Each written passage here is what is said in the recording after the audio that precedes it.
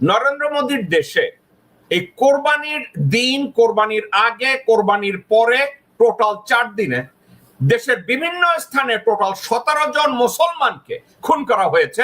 মিডিয়াকে এমন ভাবে সাপ্রেস করা হয়েছে যে এই নিউজ যেন কোথাও ছাপা না হয়।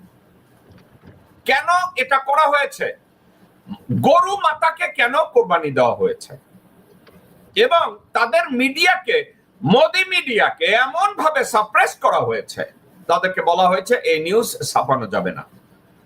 এবং সেই কোরবানি উপলক্ষে উনি সৌদি বাদশাকে শুভেচ্ছা জানায়, ডক্টর মোহাম্মদ ইউনূসকে শুভেচ্ছা জানায়, বিভিন্ন লোকজনদেরকে শুভেচ্ছা জানায়। অর্থ কি জানেন?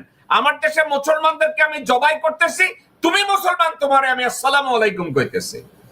এবং নির্লজ্জ মুসলমানরা মোদিকে আবার জড়াইয়াও ধরে। এখনই ডক্টর মোহাম্মদ ইউনূসকে মোদি শুভেচ্ছা জানিয়েছে, ত্যাগের কথা বলেছে, কোরবানির কথা বলেছে।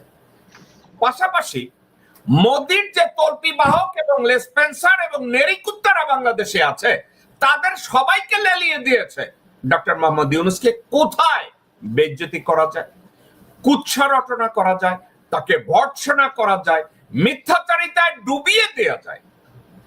সেনা প্রধানকে লেলিয়ে দিয়েছে, বিমান বাহিনী প্রধানকে লেলিয়ে দিয়েছে, নৌবাহিনী প্রধানকে লেলিয়ে দিয়েছে, কারণ এরা সবাই in one way or other ভারতের কর্মচারী, ভারতের বেতনভুক্ত, ভারতের কাছে দায়বদ্ধ, whether it is honey trap or money trap।